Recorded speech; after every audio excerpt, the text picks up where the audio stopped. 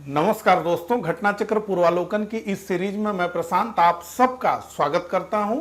घटना चक्र पूर्वालोकन की इस सीरीज के तहत हम इंडियन पॉलिटी से पिछले वर्षों में विभिन्न परीक्षाओं में पूछे गए प्रश्नों को टॉपिक वाइज डिस्कस कर रहे हैं। तो इस सीरीज का ये मेरा 8वां लेक्चर है, जिसमें मैं आपसे डिस्कस करूंगा संघ और उसका क्षेत्र तथा नागरिकता से पिछले वर्षों में विभिन्न परीक्षाओं में पूछे गए कुल 77 प्रश्नों को। तो नागरिकता से कम प्रश्न पूछे गए हैं, इसलिए मैंने इन दोनों टॉपिक को एक ही साथ डिस्कस करने का लक्ष्य रखा, क्योंकि नागरिकता से कुल मिलाकर के 17-18 प्रश्न ही आए थे, तो उन्हें अलग लेक्चर में डिस्कस करना वो जो है ठीक नहीं रहता। तो इन दोनों टॉपिक से मिला के, जिसमें संघ और उसके क्षेत्र से बहुत अधिक प्रश्न पूछे गए हैं, हालांकि अधिकतर जो है उसमें रिपीटेटेड है, जो कि आप देखेंगे। तो ये 77 प्रश्न है जिसे हम डिस्कस करेंगे। तो प्रश्नों पे बढ़ूं उससे पहले आप लोगों को ये बताना चाहूंगा कि डिकोड एग्जाम की ओर से समीक्षा अधिकारी, सहायक समीक्षा अधिकारी 2026-27 की परीक्षा के लिए एक बैच लॉन्च किया गया है, जो कि इंटीग्रेटेड बैच है, यानी प्री प्लस मेंस दोनों की पढ़ाई इसी बैच के तहत आपको कराई जाएगी। इसमें आपको पूरा सिलेबस कवर करता हुआ वीडियो लेक्चर्स प्रोग्राम, हर टॉपिक का पीडीएफ नोट्स, इसके अलावा टेस्ट सीरीज, इसके अलावा टेलीग्राम पे मार्गदर्शन और टेस्ट, ये सारी चीजें मिलेंगी। तो अगर आपने कमर कस ली है कि आपको आगामी परीक्षा में समीक्षा अधिकारी या सहायक समीक्षा अधिकारी बनना है, तो ये कोर्स हमारा आपके लिए काफी हेल्पफुल होगा। साथ ही साथ समय मत गवाइए, वेट मत करिए, इंतजार मत करिए। 8 से 10 महीने का समय चाहिए ही चाहिए अच्छी तैयारी करने के लिए। इसलिए आप आयोग की तरफ न देख करके आप अपने तैयारी की तरफ देखिए, और जो है फार्म निकट भविष्य में आने वाला है, तो निश्चिंत रहिए। तो यहाँ पे 3 नंबर दिए गए हैं, इन तीनों नंबर पे आप संपर्क कर सकते हैं। इसके अलावा लोअर पीसीएस के लिए हम लोगों का बैच चल रहा है, आरोहण बैच। इसमें सारी चीजें आपको प्रोवाइड कराई जाती हैं जिससे कि आप इस परीक्षा को पास कर सके। तो आप इस कोर्स से जुड़ सकते हैं, ये नंबर आपको दिख रहा है। ठीक है, ये कोर्स की बात हो गई। अब सीधे प्रश्नों पे आते हैं। छत्तीसगढ़ पीसीएस प्री 2023 का प्रश्न है, यानी पहला ही प्रश्न लेटेस्ट है बिल्कुल। और ये सीरीज भी आप लोगों को बताऊं कि ये बिल्कुल लेटेस्ट है। 2026 के घटना चक्र पूर्वालोकन को हम डिस्कस कर रहे हैं। तो पहला प्रश्न आ गया। तो संघ और उसके अधिकार क्षेत्र के संबंध में 2 कथन दिए गए हैं। पहला कथन पढ़ते हैं। भारत 28 राज्यों और 8 संघ शासित प्रदेशों से बना है। तो निश्चित रूप से वर्तमान में भारत में 28 राज्य और 8 संघ शासित प्रदेश हैं। दूसरा वाक्य, भारत राज्यों का एक संघ है। तो भारत राज्यों का संघ है, बिल्कुल सही है। जो संपूर्ण प्रभुता संपन्न है, तो बिल्कुल संपूर्ण प्रभुता संपन्न है, सोवरेन है भारत, उसको अपने बाह्य और आंतरिक निर्णय लेने की पूरी जो है आजादी है। समाजवादी पंथ निरपेक्ष 42वें संविधान संशोधन अधिनियम 1976 के द्वारा प्रस्तावना में जोड़ा गया। संसदीय व्यवस्था है, तो भारत में संसदीय व्यवस्था है। और सरकार लोकतंत्र के साथ साथ भारत गणतंत्र भी है, क्योंकि भारत में जो राष्ट्रपति हैं, जो हेड ऑफ स्टेट है, वो जो है अप्रत्यक्ष रूप से चुन करके आते हैं। तो ऐसे में हम कहेंगे कि दोनों 1 और 2 दोनों सही है। अब दूसरे प्रश्न की ओर बढ़ते हैं। दूसरा प्रश्न, संविधान में हमारे राष्ट्र का उल्लेख किन नामों से किया गया है?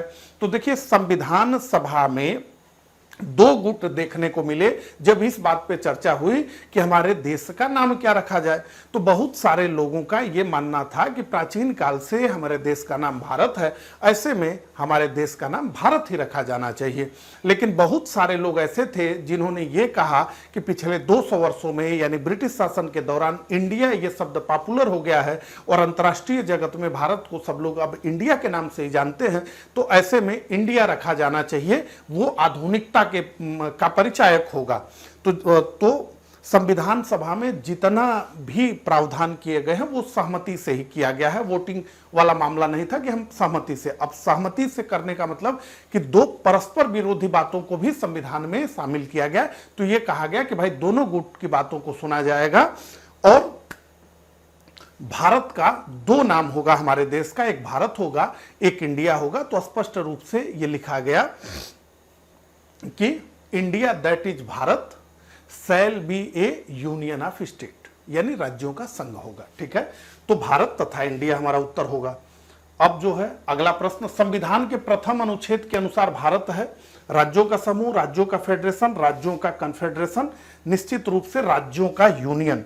तो देखिए भारत एक संघ है जो कि अर्ध संघ की तरह है, यानी भारत में संघीय देश होने के बाद भी भारत में केंद्र बहुत मजबूत है और बहुत सारे ऐसे प्रावधान संविधान में हैं जिसको देख करके ये लगता है कि भारत में एकात्मक शासन व्यवस्था है।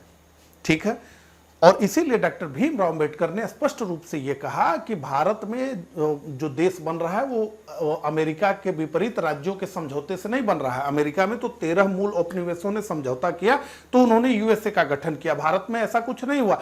इसीलिए संविधान में संघ के लिए कहीं भी फेडरेशन इस शब्द का प्रयोग नहीं किया गया, बल्कि यूनियन इस शब्द का प्रयोग किया गया। तो डी हमारा उत्तर होगा, राज्यों का यूनियन है।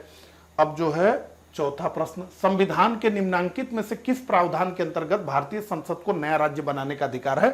तो अनुच्छेद 3 यह शक्ति देता है संसद को कि संसद चाहे जैसा भारत का मानचित्र बनाए, तो किसी नए राज्य का गठन कर दे, एक राज्य को तोड़ करके एक नया राज्य बना दे, 2 राज्य क्षेत्रों के क्षेत्र को लेकर एक नया राज्य बना दे, नामों में परिवर्तन कर दे, सीमा में परिवर्तन कर दे, जो चाहे वो कर सकती है संसद साधारण बहुमत से। ठीक है, अब जो है अगला, नए राज्य के गठन की शक्ति निहित है, तो निश्चित रूप से नए राज्य के गठन की शक्ति संसद में निहित है। अब देखिए कितना रिपीट होगा प्रश्न, उसको देखते चलिए। तो किसको राज्य की सीमाओं को परिवर्तित करने की शक्ति प्राप्त है? तो निश्चित रूप से संसद को है। फिर देखिए, एक राज्य को संघ में सम्मिलित करने अथवा नए राज्यों की स्थापना करने की कार्यपालिकी शक्ति निम्नलिखित में से किसे प्राप्त है? तो निश्चित रूप से संसद को प्राप्त है। अब जो है अगला प्रश्न देखिए, भारतीय संघ के अंतर्गत किसी राज्य को मिलाने का अधिकार किसे है? तो निश्चित रूप से संसद को है। अब जो है कथन वाला आ गया, देखिए निम्नलिखित में कौन सा नए राज्यों के निर्माण के बारे में सही है? आइए देखें। पहला कथन, संसद विधि द्वारा एक नए राज्य का निर्माण कर सकती है, तो निश्चित रूप से संसद साधारण बहुमत से एक नए राज्य का निर्माण कर सकती है। तो नए राज्य का निर्माण करना भारत में सबसे आसान काम है। दूसरा, इस प्रकार की विधि में संविधान की पहली अनुसूची और चौथी अनुसूची के संशोधन का प्रावधान होगा, तो निश्चित रूप से पहली अनुसूची में राज्य और संघ राज्य क्षेत्रों के नाम और उनके क्षेत्र का ब्यौरा है, तो उसको तो बदलाव करना ही पड़ेगा। और चौथी अनुसूची में क्या है? तो राज्यसभा में सीटों का आवंटन। ठीक है, इस प्रकार की विधि को अनुच्छेद 368 के प्रायोजनों के लिए संविधान का संशोधन समझा जाएगा गलत। इस तरह के संशोधन को संविधान संशोधन नहीं माना जाता। तो अनुच्छेद 368 के तहत 2 तरह के संविधान संशोधन है और दोनों के तहत यह नहीं माना जाता है, यह साधारण बहुमत से होता है, तो यह गलत है। इस प्रकार की विधि को अनुच्छेद 368 के प्रायोजनों के लिए संविधान का संशोधन समझा जाएगा, नहीं समझा जाएगा, यह सही है। तो ऐसे में सी नहीं सही है। अब जो है आगे बढ़ते हैं। एक नया राज्य बनाने में संवैधानिक संशोधन के लिए कैसा बहुमत चाहिए? तो बहुत आसान है, साधारण बहुमत से यह काम हो जाएगा। ये हमारा उत्तर है। अगले प्रश्न पे, भारत में एक नया राज्य सृजित करने वाले विधेयक को पारित होना अनिवार्य है, तो प्रक्रिया मतलब जो है बहुमत की बात हो रही है। संसद में साधारण बहुमत तथा कम से कम 2/3 राज्यों के अनुसमर्थन द्वारा, गलत। संसद में साधारण बहुमत द्वारा, तो सीधा संसद में साधारण बहुमत द्वारा। मैंने बताया आपको कि बहुत आसान काम यह है, भारत में नए राज्यों का गठन करना। ठीक है, अगला, अब ये पुराना प्रश्न है, 1999 यूपीपीसीएस प्री में का प्रश्न है। कथन का प्रश्न है क्या? भारत संघ नहीं है, गलत। स्पष्ट रूप से यह कहा गया है कि भारत संघ है, भारत संघ है, तो यह गलत है। भारत संघ नहीं है लिखा है, तो गलत है। अब दूसरा, किसी भी राज्य का क्षेत्र, सीमा, नाम उसकी सहमति के बिना भी परिवर्तित करने की शक्ति संघीय संसद को प्राप्त है, स्पष्ट रूप से।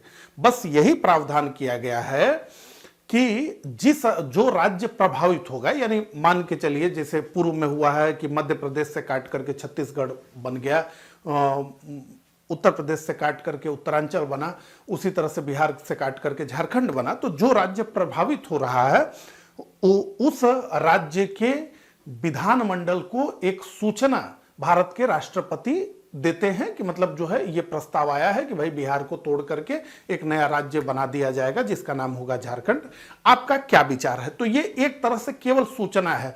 अगर राज्य का विधानमंडल प्रस्ताव को पारित करके कह दे कि हुजूर हम ऐसा नहीं चाहते हैं, तो भी राष्ट्रपति उसके लिए बाध्य नहीं है। मतलब उनकी राय, राज्य विधानमंडल की राय राष्ट्रपति पर बाध्यकारी नहीं होती है। लेकिन ये एक रस्म है, एक सूचना है कि उनसे पूछ लिया जाए। और दूसरी बात यह है कि कोई भी जो है इस तरह का विधेयक राष्ट्रपति की पूर्वानुमति से ही जो है सदन में आता है, संसद में आता है। यानी पहले राष्ट्रपति से पूछा जाता है, फिर राष्ट्रपति राज्य जो प्रभावित राज्य है उसके विधानमंडल से पूछते हैं, उसके बाद फिर जो है विधेयक जो है संसद में आता है। ठीक है, तो ऐसे में हम क्या कहेंगे, ए गलत है, आर सही है, डी हमारा उत्तर होगा। अब अगला, संवैधानिक प्रावधानों के अनुसार राज्यों की सीमाओं को बदलने के लिए सहमति की आवश्यकता है। राज्य के विधानसभा सदन की, राज्य के मुख्यमंत्री की, राज्य की नहीं, किसी की भी नहीं, कोई सहमति नहीं, केवल एक सूचना भेजी जाती है कि भाई ये सूचना है, इसको जो है आप देख लीजिए। ठीक है, अब जो है देख लीजिए, ये जितनी बातें हमने की उसको ठीक प्रकार से समझ लीजिए। ठीक है, देखिए, और ये संविधान का अनुच्छेद 3 है जो संसद को अत्यंत व्यापक अधिकार प्रदान करता है। इसके अनुसार क्या है कि संसद साधारण बहुमत से किसी राज्य को विभाजित कर नए राज्य का निर्माण कर सकती है, किसी राज्य का क्षेत्र बढ़ा सकती है, किसी राज्य का क्षेत्र घटा सकती है, राज्य की सीमाओं में परिवर्तन कर सकती है और राज्य के नाम में परिवर्तन कर सकती है। ठीक है, अब प्रक्रिया क्या है उसको समझ लीजिए, जो मैंने आपको अभी समझाया उसको और प्रॉपर तरीके से समझिए। भारतीय संविधान के अनुच्छेद 3 के तहत संसद को किसी राज्य के नाम, क्षेत्र या सीमा में बदलाव करने की एक नियत प्रक्रिया का पालन करना होता है। वो प्रक्रिया क्या है? पहला है राष्ट्रपति की अनुशंसा आवश्यक है। तो ऐसा कोई भी विधेयक संसद में केवल राष्ट्रपति की अनुशंसा सिफारिश के पश्चात ही प्रस्तुत किया जा सकता है, पहला। दूसरा, यदि विधेयक से किसी राज्य या राज्यों की सीमा या क्षेत्र या नाम प्रभावित होता है तो राष्ट्रपति उस विधेयक को संबंधित राज्य या राज्यों के विचारार्थ वहां के विधानमंडलों को भेजते हैं, जिन्हें एक निर्धारित समय सीमा के भीतर अपनी राय राष्ट्रपति को भेजनी होती है। यह प्रक्रिया मूल संविधान में नहीं थी, इसको जो है 5वें संविधान संशोधन अधिनियम 1955 के द्वारा जोड़ा गया। ये जो विधानमंडल से राय लेने वाली बात, पहले मूल संविधान में तो ये भी नहीं था कि जो प्रभावित हो रहे हैं राज्य उनके विधानमंडल से पूछा भी जाए, पूछने का भी प्रावधान नहीं था। तो ये तो 5वें संशोधन से किया गया कि भैया कम से कम उनको सूचना तो दे दीजिए कि भाई उनके साथ ऐसा काम किया जा रहा है। ठीक है, तो राज्य की राय बाध्यकारी नहीं है। राज्य विधानमंडल द्वारा व्यक्त राय केवल परामर्श होती है। राष्ट्रपति या संसद उस राज्य को राय को मानने के लिए बाध्य नहीं है। ठीक है, स्पष्ट हो गया। आइए अब 14वें प्रश्न पे आ गए हैं। नीचे 2 कथन हैं। क्या है कथन? तो किसी राज्य की सीमा बदलने की सिफारिश राष्ट्रपति संसद को देता है और इसके लिए राष्ट्रपति संबंधित राज्य के विधानमंडल द्वारा उस प्रस्ताव पर विचार कर एक खास अवधि के भीतर प्राप्त करते हैं। तो एक ड्यूरेशन में जो है जवाब देना होता है विधानमंडल को। दूसरा, राष्ट्रपति को उस राज्य विधानमंडल का प्रस्ताव मानना अनिवार्य नहीं है, बिल्कुल नहीं है। तो ऐसे में ए और आर दोनों सत्य हैं, किंतु आर ए की सही व्याख्या नहीं करता है। बी हमारा उत्तर होगा। अब अगला, निम्नलिखित जोड़ों का मिलान करना है। तो विधि के समक्ष समानता तो नागरिकों एवं गैर नागरिक दोनों के लिए सुनिश्चित की गई। तो भारत में विधि के समक्ष समानता भारत के नागरिक को तो है ही, जो बाहरी है उसको भी मिली है, ये सही सुमेलित है। लोक सेवाओं में अवसर की समता, तो लोक सेवाओं में अवसर की समता तो केवल भारतीयों को ही मिलेगी ना। भारत में ही इतनी बेरोजगारी है, अंग्रेजों के लिए भी, हालांकि मान लीजिए यूरोपीय देश से कौन लोग आ रहे हैं, लेकिन बांग्लादेश से तो मान लीजिए इसका लाभ लेने के लिए बहुत लोग पहले से उपस्थित हैं। तीसरा, किसी नए राज्य की स्थापना करना संसद की शक्ति, निश्चित रूप से। किसी राज्य का नाम बदलना राज्य विधानमंडल की शक्ति, एकदम बिल्कुल कोई शक्ति नहीं है राज्य विधानमंडल के पास। ठीक है, तो डी हमारा उत्तर हो जाएगा। निम्नलिखित में से कौन एक नए राज्यों के निर्माण के लिए संवैधानिक उपबंध नहीं है?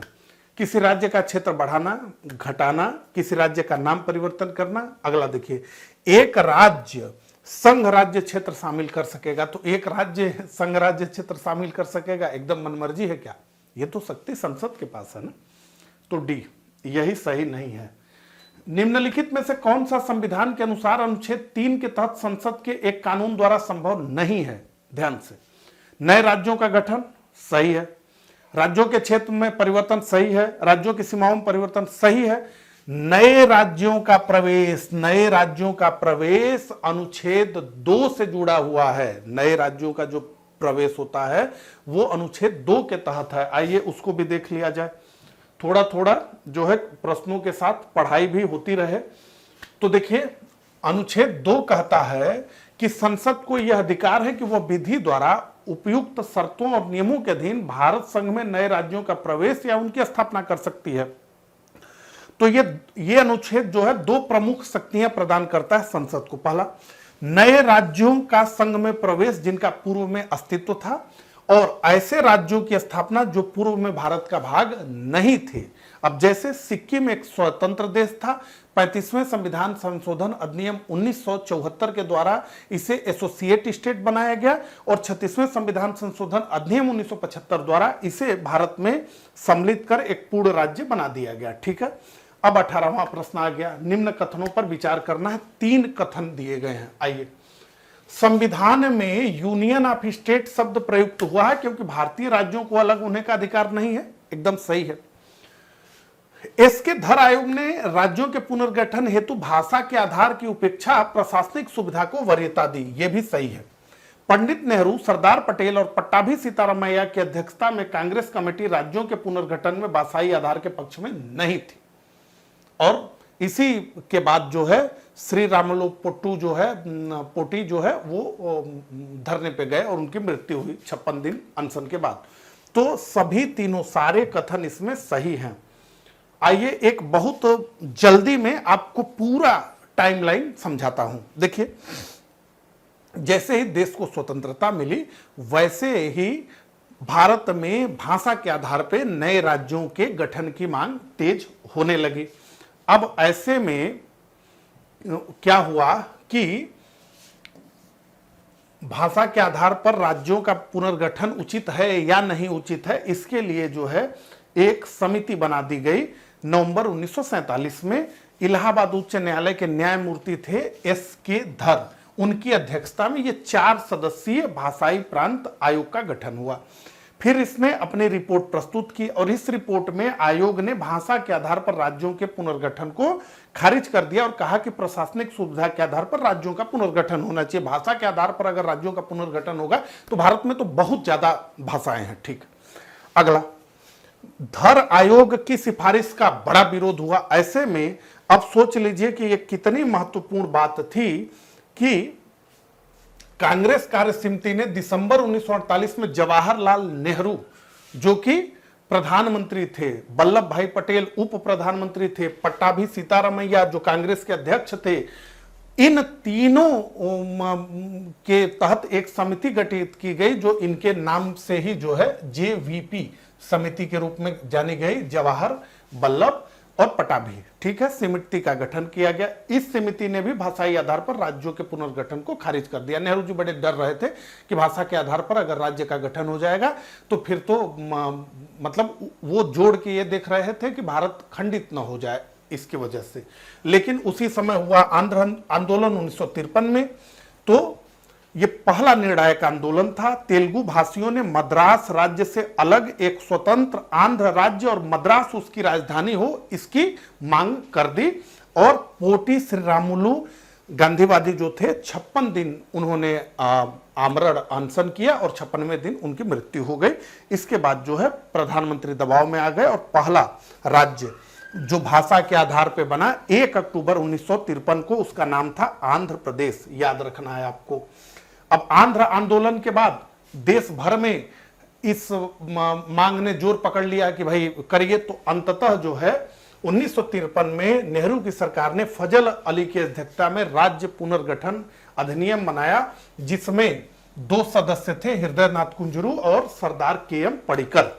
और इसी जो है फजल अली आयोग के रिकमेंडेशन पर अंततः जो है राज्य पुनर्गठन अधिनियम 1956 पारित हुआ और संविधान के 7वें संशोधन द्वारा 4 श्रेणी के राज्यों को, मैं चारों श्रेणी आपको दिखाऊंगा भी ताकि आप समझ पाए, तो 4 श्रेणी के राज्यों की व्यवस्था को समाप्त करके भारत में 14 राज्य और 6 केंद्र शासित प्रदेश बनाए गए और क्रमशः इसी तरह से फिर जो है राज्यों की संख्या बढ़ने लगी। जैसे मई 1960 में मराठी और गुजराती भाषियों के लिए बंबई राज्य का बंटवारा करके महाराष्ट्र और गुजरात राज्य बनाया गया। इसी तरह से बहुत सारे राज्य बनते गए जिन्हें हम आगे डिस्कस करेंगे। अब आ जाइए प्रश्न पे। भारतीय संघात्मक व्यवस्था के संदर्भ में निम्नलिखित कथनों पर विचार करना है। 2 कथन है। पहला, भारतीय संविधान के अंतर्गत राज्यों को संघ से अलग होने का अधिकार नहीं है, बिल्कुल नहीं है।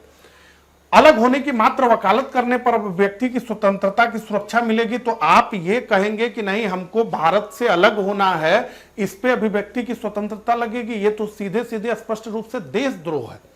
अगर कोई व्यक्ति ये कहे कि नहीं जो है भारत का कोई हिस्सा भारत से बाहर चला जाएगा, वो स्वतंत्र स्टेटस उसका हो जाएगा, तो वो तो देशद्रोही माना जाएगा। ठीक है, तो केवल एक उत्तर हमारा होगा, दूसरा जो है सही नहीं है। अगला, राज्य पुनर्गठन अधिनियम 1956 के अनुसार कितने राज्य और केंद्र शासित प्रदेश बनाए गए थे? तो राज्य पुनर्गठन अधिनियम 1956 के अनुसार 14 राज्य और 6 केंद्र शासित प्रदेश उस समय बनाए गए थे। अब जो है अगले प्रश्न पे बढ़ते हैं। भारत में कितने राज्य एवं संघीय प्रदेश हैं? तो जिस समय ये प्रश्न है 28 राज्य और 7 संघीय प्रदेश थे। यहां ये देख लीजिए, जो पिछला प्रश्न हमने देखा था ये कितनी बार रिपीट हुआ है, केवल एमपीपीसीएस में ही। ठीक है, चलिए अब जो है अगले प्रश्न पे आते हैं। तेलंगाना राज्य बन जाने के बाद भारत के राज्यों की संख्या होगी, तो उस हिसाब से 29 थी। उसके बाद पता चला कि भाई जम्मू कश्मीर राज्य को 2 केंद्र शासित प्रदेशों में बांट दिया गया, तो ये फिर 28 हो गया। तो भारत में कितने संघ शासित प्रदेश हैं? तो निश्चित रूप से 8 केंद्र शासित प्रदेश हैं। अब जो है अगले प्रश्न पे हम बढ़ते हैं। निम्नलिखित में से कौन संघ राज्य क्षेत्र नहीं है? तो अंडमान निकोबार द्वीप समूह है, दमन और दीव है, गोवा नहीं है, गोवा तो राज्य है। ठीक है, दिल्ली है, तो दिल्ली एक केंद्र शासित प्रदेश है। ठीक है, अब किस संविधान संशोधन द्वारा दिल्ली को राष्ट्रीय राजधानी क्षेत्र का दर्जा दिया गया? बहुत बार पूछा गया प्रश्न है, हर परीक्षा में यह प्रश्न एकदम ट्रेडमार्क की तरह दिखता ही दिखता था। तो 69वां संविधान संशोधन है ये। निम्न केंद्र शासित प्रदेशों का उनके बनने के वर्ष के साथ मिलान करना है, तो निर्माण की बात हो रही है। तो लक्षद्वीप ये 1956 में बना, तो लक्षद्वीप, तो ये डी और ए उत्तर नहीं होगा, बी सी में कोई होगा। दमन और दीव ये जो है 1962, दमन और दीव 1962 यानी यानी जो है बी का 3, तो बी का 3 यहां दिख रहा है। अब चंडीगढ़ 1966, तो सी का 2, और दादरा और नगर हवेली 1961, तो डी का 1, यानी 27 का जो हमारा उत्तर है वो है बी। चलिए अब अगले प्रश्न पे बढ़े। तो इस तरह से भी प्रश्न बनाए जा रहे हैं। अब आगे जो चार्ट हमने देखा था कि 1960 में बंबई को तोड़ करके महाराष्ट्र और गुजरात बनाया गया, तो अब आगे कहानी बढ़ाते हैं। 10वें संविधान संशोधन द्वारा 1961 में पुर्तगाली क्षेत्र दादर और नगर हवेली को संघ शासित प्रदेश बनाया गया। ऑपरेशन विजय द्वारा गोवा, दमन व दीव को पुर्तगालियों से मुक्त कराकर 1962 में संघ राज्य क्षेत्र बनाया गया। बाद में गोवा राज्य बना। नवंबर 1954 को फ्रांस की सरकार ने अपनी सभी बस्तियां जो भारत में उसके थे, पांडिचेरी, चंद्रनगर और केरिकल, भारत को सौंप दिया। जिसके पश्चात 14वें संविधान संशोधन अधिनियम 1962 में पांडिचेरी संघ राज्य क्षेत्र का गठन किया गया। नागा हितों की संतुष्टि के लिए असम को विभाजित करके नागा पहाड़ियों और ट्वेनसांग क्षेत्र को सम्मिलित कर 1 दिसंबर 1963 में नागालैंड को अलग राज्य बनाया गया। 1 नवंबर 1966 को पंजाब को विभाजित करके हरियाणा और केंद्र शासित प्रदेश चंडीगढ़ का गठन किया गया। 25 जनवरी 1971 को हिमाचल प्रदेश को पूर्ण राज्य का दर्जा दिया गया। 21 जनवरी 1972 को 2 केंद्र शासित प्रदेश मणिपुर व त्रिपुरा तथा एक उपराज्य मेघालय को राज्य का दर्जा दिया गया। 35वें संविधान संशोधन अधिनियम 1974 के द्वारा सिक्किम को भारत का सह राज्य और 36वें संविधान संशोधन अधिनियम 1975 द्वारा सिक्किम को भारतीय संघ का पूर्ण राज्य बनाया गया। सिक्किम 22वां राज्य बना भारत का। 1987 में मिजोरम भारत का 23वां, अरुणाचल प्रदेश 24वां और गोवा 25वां राज्य बने। 1 नवंबर 2000 को छत्तीसगढ़ 26वां, 9 नवंबर 2000 में उत्तरांचल अब उत्तराखंड 27वां और 15 नवंबर 2000 को झारखंड 28वां राज्य और 2 जून 2014 को तेलंगाना को भारत का 29वां राज्य बनाया गया। उसके बाद 5 अगस्त 2019 को जम्मू कश्मीर राज्य को 2 टुकड़ों में तोड़ा गया। 2 केंद्र शासित प्रदेश बने, जम्मू कश्मीर केंद्र शासित प्रदेश विधानसभा सहित, और लद्दाख केंद्र शासित प्रदेश विधानसभा रहित। उसके बाद दिसंबर 2019 में संसद द्वारा दादरा और नगर हवेली तथा दमन एवं द्वीप ये 2 केंद्र शासित प्रदेशों का आपस में विलय किया गया, जिसके तहत 26 जनवरी 2020 को इन 2 भौगोलिक रूप से निकटवर्ती केंद्र शासित प्रदेशों को एकीकृत कर एक नया केंद्र शासित प्रदेश दादरा नगर हवेली और दमन एवं द्वीप अस्तित्व में आ गया। ठीक है, ये पूरा जो है टाइमलाइन आपको मैंने समझा दिया, थोड़ा जल्दी में था, स्पीड में। अब चलिए, भारत के संविधान के अनुच्छेद 240 के अंतर्गत कुछ संघ राज्य क्षेत्रों के लिए विनिमय बनाने की राष्ट्रपति की शक्ति के संदर्भ में निम्न में से कौन सा युग्म सही सुमेलित नहीं है? अंडमान और निकोबार क सही है, लक्षद्वीप ख 240 खंड 1 ख और 240 1 ग, दमन और दीव, पुडुचेरी जो है 240 घ, ये पुडुचेरी ये गलत है, ये अंग में है, घ में नहीं है, घ को समाप्त कर दिया गया है, घ को विलोपित कर दिया गया है। ठीक है, चलिए अब जो है आगे बढ़े। उससे पहले यूपी पीसीएस के लिए डिकोड एग्जाम के द्वारा जो फाउंडेशन बैच चलाया जा रहा है, pre plus mains integrated batch, उसके बारे में आपको बताना चाहूंगा। इसके तहत पूरा जो प्री का सिलेबस है, मेंस का सिलेबस है, उसको कवर करता हुआ वीडियो लेक्चर्स प्रोग्राम, साथ ही पीडीएफ नोट्स, टेस्ट सीरीज, सारी चीजें एक ही छतरी के नीचे आपको उपलब्ध होती हैं। यहाँ पे नंबर दिया गया है, आप इस नंबर पे संपर्क करके बात करके आप जो है इस कोर्स से जुड़ सकते हैं। अब चलिए हम सीधे प्रश्नों पे आते हैं। तो राष्ट्रपति के पास निम्न में से किन पर विनिमय बनाने की शक्ति है? दादरा एवं नगर हवेली, दमन और दीव, पुडुचेरी। निश्चित रूप से इसमें गोवा, दमन और दीव नहीं, मतलब गोवा नहीं, गोवा राज्य है, तो दादरा एवं 1 2 4 ये डी हमारा उत्तर होगा।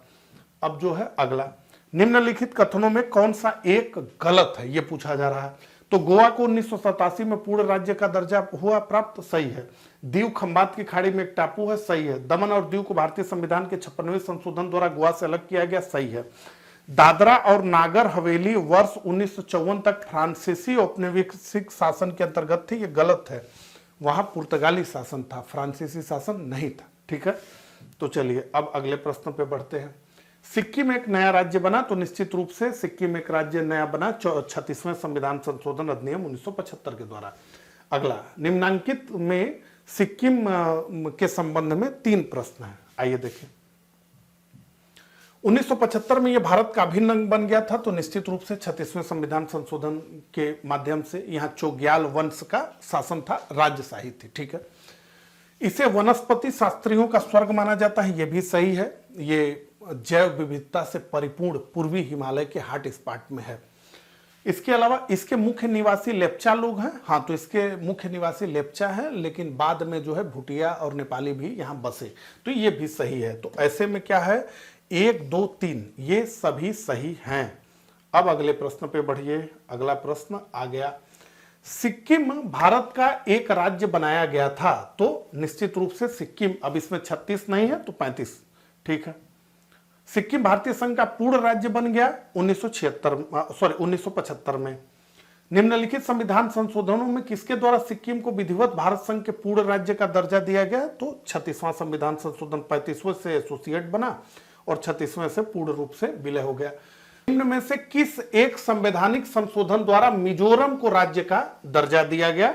तो 53वां संविधान संशोधन अधिनियम 1987, ये जो है हमारा उत्तर होगा।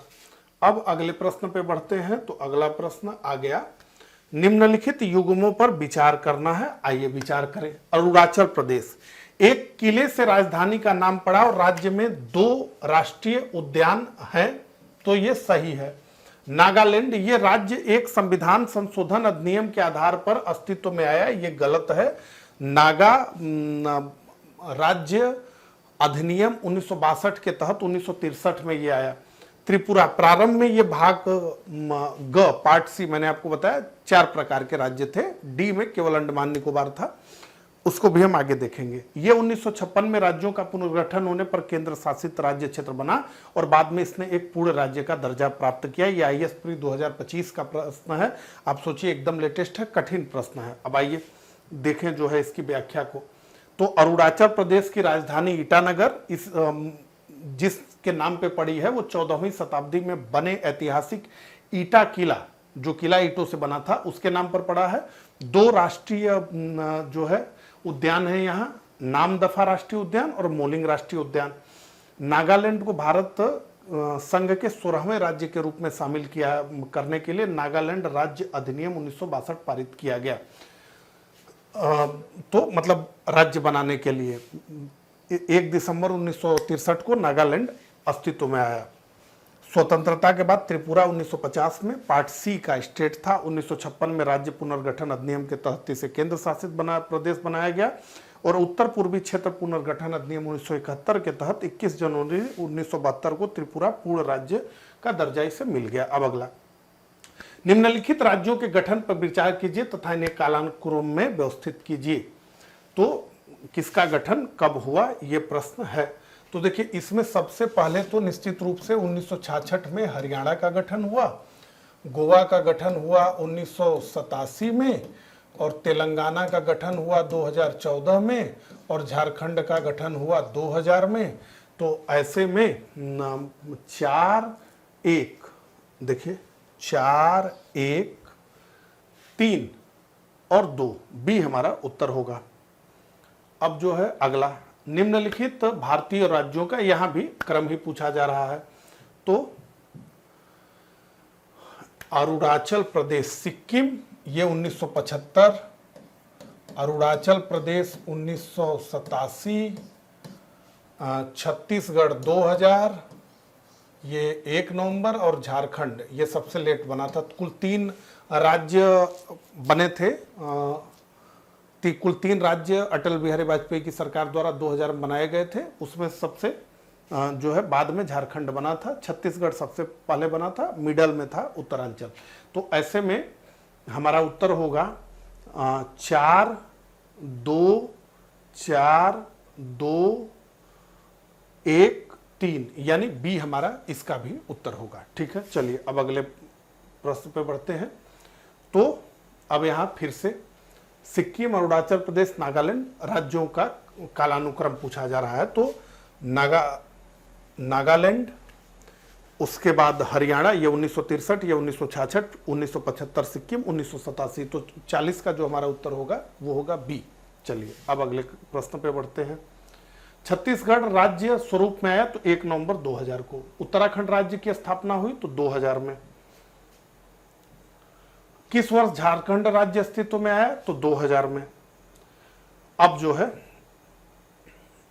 आरोही कालानुक्रमांक अनुसार व्यवस्थित करना है।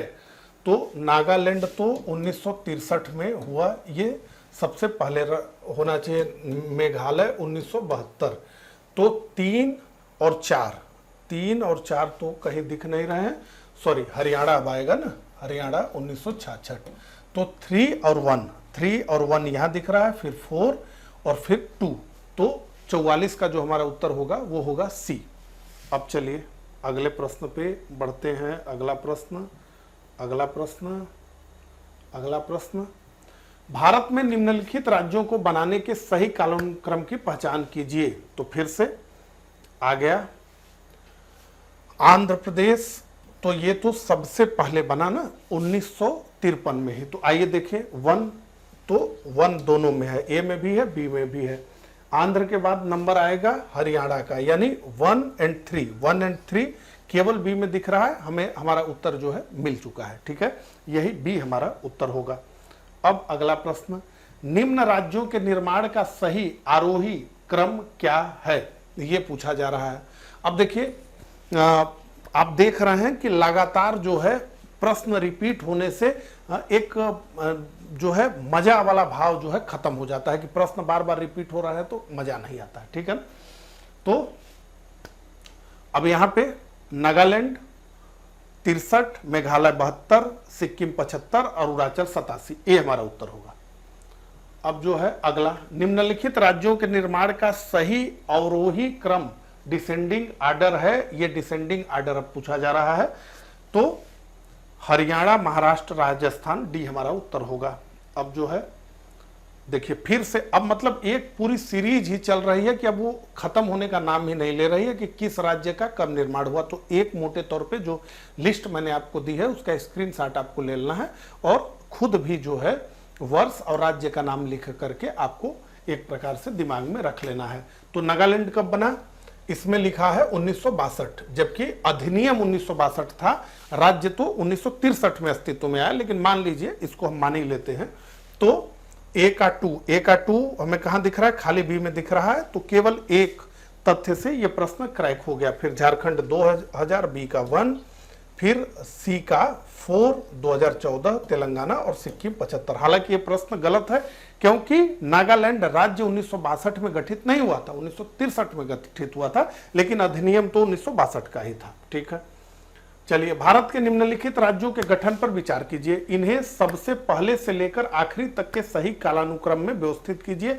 अब ये यूपीपीसीएस प्री 2025 का प्रश्न है, यानी बिल्कुल लेटेस्ट प्रश्न है। ठीक है, तो अब आइए देखें इसमें जो है, अब ये बात हो रही है पंजाब के विभाजन की, जो 1966 में हुआ। पंजाब तो पहले से ही राज्य था, तो इसमें हम देखें जो है, तो नागालैंड, उसके बाद पंजाब, 3 और 1 होना चाहिए, 3 और 1, उसके बाद 4 सिक्किम और उसके बाद अरुणाचल प्रदेश। तो सी हमारा उत्तर हो जाएगा। ठीक है, थोड़ा सा दिमाग लगा करके भी प्रश्नों को क्रैक किया जा सकता है, सब कुछ याद करने की आवश्यकता नहीं होती है, नहीं तो आप कितना याद करेंगे। एग्जामिनर तो चाह रहा है कि आप सब कुछ याद कर लें, वो पॉसिबल है नहीं।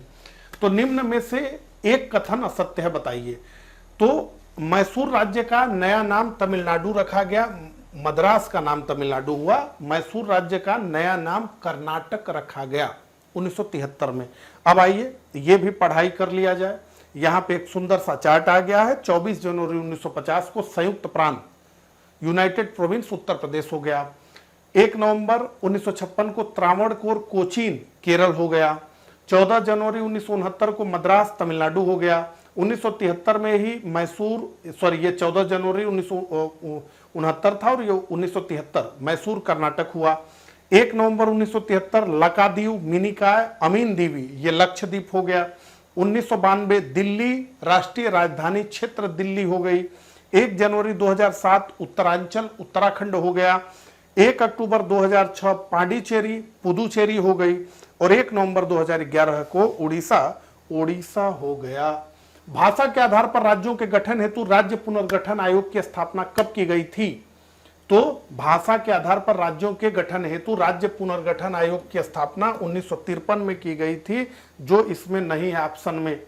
अब जो है अगले प्रश्न, निम्नलिखित में से कौन फजल अली आयोग के सदस्य थे? तो KM पडिक्कर और HN कुंजरू, ये दोनों लोग थे भैया। तो 2 और 4, तो 2 और 4 बी में है।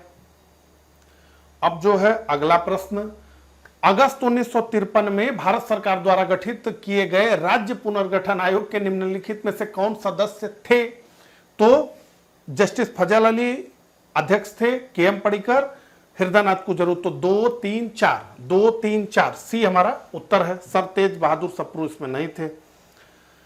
अब देखिए वही है, 1953 में बने जिस पुनर्गठन आयोग की सिफारिशों को स्वीकार किया गया था 1956 में, उसमें निम्न में से कौन शामिल नहीं था? तो फजल अली, KM पडिक्कर, कुंजरू शामिल थे, पटाभी सीतारामैया इसमें शामिल नहीं थे। अब जो है अगला प्रश्न, आजादी के बाद भाषा के आधार पर भारत के राज्यों का पुनर्गठन किस वर्ष किया गया? तो निश्चित रूप से 1956 में किया गया, राज्य पुनर्गठन आयोग की सिफारिश के बाद। भाषाई आधार पर राज्यों का पुनर्गठन किस वर्ष किया गया? 1956 में किया गया।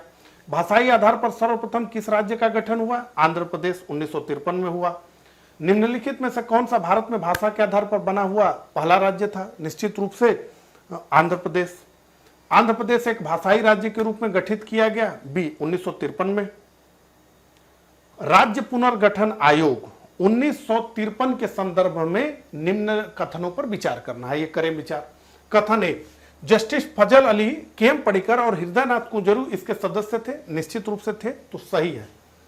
कथन 2, आयोग ने बंबई और पंजाब के विभाजन का समर्थन किया। आयोग ने स्पष्ट रूप से बंबई और पंजाब के विभाजन का विरोध किया। आयोग ने कहा कि पहले भी गुजराती और मराठी एक साथ रहते आ रहे हैं, तो अब क्या परेशानी है, साथ में रहे।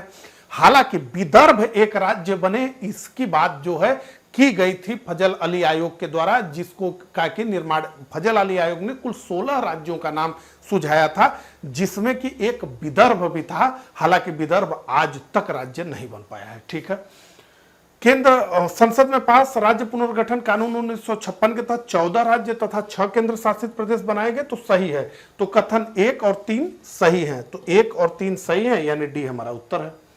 अब जो है देख लीजिए, इतनी बात आप सुन रहे हैं, राज्य पुनर्गठन अधिनियम, राज्य पुनर्गठन आयोग, तो आखिर क्या मामला था। देखिए, जब भारत स्वतंत्र हुआ तो भारत में 4 प्रकार के स्टेट थे।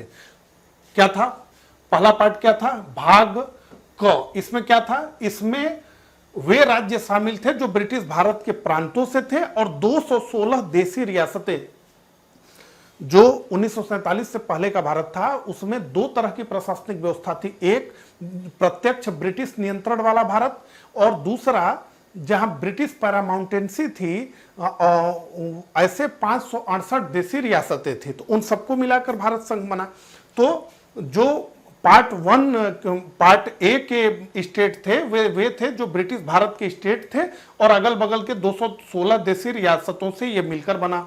जो पार्ट सी था, इसमें वो राज्य शामिल थे जो 275 देसी रियासतें थी, उनको मतलब आपस में जोड़ करके बनाया गया। और भाग ग में 61 देसी रियासतें थी, और भाग घ में केवल अंडमान निकोबार था। तो यहां आप देख लीजिए, पार्ट 1 में असम, बिहार, बंबई, मध्य प्रदेश, भाग ख हैदराबाद, जम्मू कश्मीर, इस तरह की व्यवस्था थी। ठीक है। चलिए अब देखिए, यहां मैप है, आप अच्छे से देख सकते हैं। पूरा जो है ये 1951 का भारत है। ठीक है। अब ये 1956 का भारत है। अब देखिए कितने राज्य बनाए गए हैं, कुल 14 राज्य बना दिए गए, और कुल 6 केंद्र शासित प्रदेश बन गए। उसके बाद धीरे धीरे संख्या बढ़ते बढ़ते आज 28 राज्य और 8 केंद्र शासित प्रदेश पर आ चुकी है। अब चलिए, अब जो है अगला प्रश्न, भारत में राज्य पुनर्गठन आयोग की संस्तुति के आधार पर राज्यों का पुनर्गठन किस वर्ष किया गया? तो 1956 में। 1956 में किया गया। भारत के संविधान के किस भाग में हम नागरिकता से संबंधित प्रावधान को पाते हैं? तो अब नागरिकता से प्रश्न आ गया है, संघ और उसके क्षेत्र से प्रश्न समाप्त हो गया है। तो भारतीय संविधान के किस भाग में हम नागरिकता से संबंधित प्रावधानों को पाते हैं? तो संविधान का भाग 2 अनुच्छेद 5 से 11। अब जो है दूसरा प्रश्न, भारतीय संविधान कौन से अनुच्छेद नागरिकता से संबंधित है? तो अनुच्छेद 5 से 11। भारतीय संविधान निम्न में से कौन सी नागरिकता प्रदान करता है? तो भारत का संविधान एकल नागरिकता का प्रावधान करता है, यानी संघ और राज्य दोनों की एक ही नागरिकता, जबकि अमेरिका में संघ और राज्य की अलग अलग नागरिकता होती है। अब जो है अगला प्रश्न, भारत में नागरिकता की निम्नलिखित विशेषताओं में से कौन सी सही है? राज्य तथा राष्ट्र की दोहरी नागरिकता, राज्य की एकल नागरिकता, संपूर्ण भारत की एकल नागरिकता। तो संपूर्ण भारत की एकल नागरिकता। भारतीय नागरिकता नहीं प्राप्त की जा सकती है जन्म द्वारा, देशीकरण द्वारा, किसी। अब बताइए पहले कैसे प्रश्न बनाए जाते थे? भारतीय बैंक में धन जमा करके, बहुत पुराना ये प्रश्न है। भारत का एक नागरिक अपनी नागरिकता खो देगा, कैसे खो देगा? वो कौन से कंडीशन है? भारतीय नागरिकता का परित्याग करता है, तो भारतीय नागरिकता को अगर वो स्वतः छोड़ दे तब तो वो नागरिक नहीं रह जाएगा। ठीक है। स्वेच्छा से अन्य देश की नागरिकता प्राप्त करता है, तो अगर कोई भी भारतीय नागरिक अन्य देश का नागरिक हो गया तो फिर स्वतः उसकी नागरिकता समाप्त हो जाएगी, क्योंकि भारत एकहरी नागरिकता का प्रावधान कर सकता है। यानी भारत को चाहिए आपका पूर्ण निष्ठा, ये नहीं कि आप अमेरिका के भी नागरिक हो जाए, भारत के भी नागरिक हो जाए, ऐसी बात नहीं। तो स्वेच्छा से अन्य देश की नागरिकता प्राप्त करता है। किसी अन्य देश के नागरिक से विवाह करता है, तो ऐसा तो है नहीं, इस देश के तो प्रधानमंत्री ने ही ऐसा कार्य किया है। विवाह करने से कैसे नागरिकता जाएगी? सरकार की आलोचना करने से भी नहीं जाएगी। तो 1 और 2, तो केवल 1 और 2 अगर आप करेंगे तो नागरिकता चली जाएगी। 3 और 4 पे कोई रोक नहीं है। भारत के संबंध में निम्नलिखित कथनों पर विचार करना है। ठीक है। तीन कथन यहां पे दिए हुए हैं, समझिए। भारत में केवल एक ही नागरिकता और एक ही अधिवास है, तो निश्चित रूप से एक ही नागरिकता एक ही अधिवास है। पहले जम्मू कश्मीर के लिए अधिवास का मामला अलग था, लेकिन वर्तमान में तो ये सही है। जो व्यक्ति जन्म से नागरिक हो केवल वही राष्ट्राध्यक्ष बन सकता है, ऐसा कहीं पर भी नहीं लिखा हुआ, संवैधानिक प्रावधान नहीं है, लेकिन नैतिकता के हिसाब से इस तरह का मामला है। आप लोगों को याद होगा जब कांग्रेस की सरकार जो है 2004 में चुनाव जीत करके आई थी, राष्ट्रपति एपीजे अब्दुल कलाम थे, कांग्रेस की तरफ से यह हो रहा था कि सोनिया गांधी प्रधानमंत्री बनेंगी, तो विदेशी मूल का मामला हुआ। नैतिक विरोध तो होगा ही ना। अब बताइए, किसी दूसरे देश में जन्मा व्यक्ति किसी दूसरे देश में आके प्रधानमंत्री बन जाए तो निश्चित रूप से विरोध तो होगा कि भाई अब इस देश में काबिल लोग ही नहीं बचे कि कोई भारत से आकर के ये कहने का मतलब। सोनिया गांधी का विरोध भी हुआ जो, और वो बनी भी नहीं। जो व्यक्ति जन्म से नागरिक हो केवल वही राष्ट्राध्यक्ष बन सकता है, ये नहीं है, गलत है ये। जिस विदेशी को एक बार नागरिकता दे दी गई, किसी भी परिस्थिति में उससे वंचित नहीं किया जा सकता है, यह भी गलत है। तो केवल एक होगा। नागरिकता दी गई है पंजीकरण या देशीकरण से, तो उसके लिए शर्तें हैं, नागरिकता चली जाएगी भैया, ठीक है। देखिए, स्वैच्छिक त्याग, निरसन, विलोपन नागरिकता की, ठीक है, जो हमने बात किया। अब जो लोग पंजीकरण से नागरिकता लेते हैं या देशीकरण से लेते हैं, उनकी नागरिकता जा सकती है कब कि नागरिकता प्राप्त करने के लिए उन्होंने धोखाधड़ी या गलत जानकारी दी है, संविधान के प्रति अनिष्ठा प्रकट कर दें, युद्ध काल में शत्रु की सहायता करने पर, नागरिकता प्राप्त करने के 5 वर्ष के भीतर किसी अन्य देश में 2 वर्ष से अधिक का उनको दंड मिल जाए, आदि आदि। निम्नलिखित कथनों पर विचार करना है। आईएएस का 2005 का प्रश्न। नागालैंड, असम, मणिपुर, आंध्र प्रदेश, सिक्किम, मिजोरम और अरुणाचल प्रदेश, गोवा की प्रादेशिक मांगों को देखते हुए भारत के संविधान में अनुच्छेद 371 ए से लेकर 371 आई तक अंतर्विष्ट किया गया। सही है। भारत तथा संयुक्त राज्य अमेरिका के संविधानों में 2 राजतंत्र, संघ और राज्य है, किंतु नागरिकता कह रही है। भारत में नागरिकता कह रही है, अमेरिका में नागरिकता दोहरी है। कोई व्यक्ति जो देशीकरण द्वारा भारत का नागरिक है, कभी भी अपनी नागरिकता से वंचित नहीं किया जा सकता है। तो इसमें केवल एक सही है, तो केवल एक है डी में, ठीक है। अब अगला प्रश्न, किस देश में दोहरी नागरिकता का सिद्धांत स्वीकार किया गया है? तो संयुक्त राज्य अमेरिका में दोहरी नागरिकता को स्वीकार किया गया है। वहां एक राज्य की नागरिकता है और एक संघ की नागरिकता है। निम्न में कौन नागरिकता के अर्जन हेतु शर्तों को नियत करने के लिए सक्षम है? तो निश्चित रूप से इस कार्य के लिए तो संसद ही है। नागरिकता अधिनियम 1955 के अंतर्गत पंजीकरण द्वारा भारतीय नागरिकता प्राप्त करने के लिए भारतीय मूल के व्यक्ति को भारत में कितने वर्ष बिताने होंगे? तो 7 वर्ष का प्रावधान है। सी हमारा उत्तर है। निम्नलिखित में से भारत में नागरिकता निर्धारण का विशिष्ट अधिकार किसे प्राप्त है? न्यायालय को, राष्ट्रपति को, लोकसभा को, केंद्रीय सरकार को? तो निश्चित रूप से सभी कथन जो है गलत है। यह अधिकारिता जो है संसद को प्राप्त है। अब जो है अगले प्रश्न की तरफ बढ़ते हैं। नागरिकता संशोधन विधेयक 2019 संसद से कब पारित किया गया? तो नागरिकता संशोधन अधिनियम 2019 9 दिसंबर 2019 को लोकसभा में प्रस्तुत हुआ और उसी दिन वो पारित हो गया। उसके बाद 11 दिसंबर 2019 को वो राज्यसभा से पारित हुआ और 12 दिसंबर 2019 को राष्ट्रपति की उसे स्वीकृति मिल गई। इतना तेजी से काम हुआ और इतना तेजी से संसदीय कार्यवाही मोदी जी की ही सरकार में देखने को मिला। तो बी हमारा उत्तर होगा 11 दिसंबर 2019, जब ये राज्यसभा से पारित हो गया। नागरिकता संशोधन कानून कब पारित हुआ? तो 11 दिसंबर 2019 को पारित हुआ। नागरिकता संशोधन अधिनियम 2019 का क्या उद्देश्य है? तो निश्चित रूप से अफगानिस्तान, बांग्लादेश और पाकिस्तान, 3 देश और 6 धर्मों, जिसमें से मुसलमान नहीं है, में धार्मिक रूप से जो पीड़ित अल्पसंख्यक समूह है उनको नागरिकता प्रदान करना, ठीक है। तो इस प्रकार से इस लेक्चर में बस इतना ही। मुझे कमेंट करके जरूर बताइएगा कि मेरा ये प्रयास आपको कैसा लगा। अगर आपका कोई सवाल या सुझाव हो तो वो कमेंट करके जरूर दीजिए। मिलता हूं इसी तरह के अगले लेक्चर में। तब तक के लिए आप सभी को नमस्कार, धन्यवाद।